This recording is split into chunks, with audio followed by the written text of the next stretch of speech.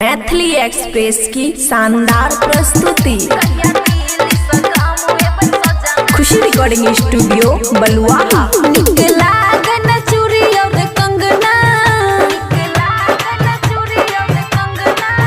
निकला गन चूड़ी और कंगना, कहिया दिल सगाम हुए बे सजना, कहिया दिल सगाम हुए बे सजना, कहिया दिल सगाम हुए बे सजना, लगे सुना सुना बिन वहाँ अंगना, कहिया दिल सगाम हुए बे सजना, कहिया दिल सगाम हुए बे सजना, कहिया दिल सगाम हुए बे सजना।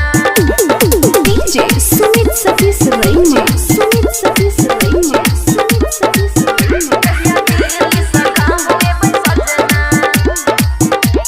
खुशी रिकॉर्डिंग स्टूडियो बलुआहा। पल पल आबैया अहीं के याद, खाना पीना लागे बेसुआद, खाना पीना लागे बेसुआद।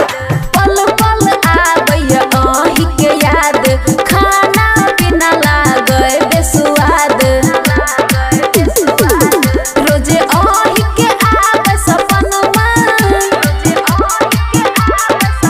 रोजे अहीं के आवे सपनमा, कहिया दिल सगाम हुए बे सजना, कहिया दिल सगाम हुए बे सजना, कहिया दिल सगाम हुए बे सजना।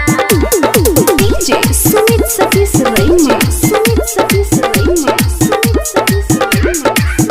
कहिया दिल सगाम हुए बे सजना। खुशी रिकॉर्डिंग स्टूडियो बलुआहा।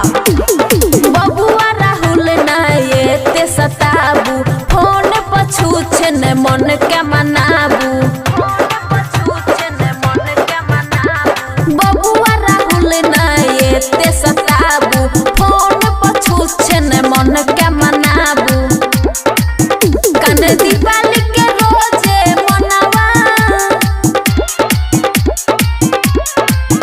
कन दीपाली के रोजे मनवा, कहिया दिल सगाम हुए बे सजना, कहिया दिल सगाम हुए बे सजना, कहिया दिल सगाम हुए बे सजना। खुशी रिकॉर्डिंग स्टूडियो बलुआहा।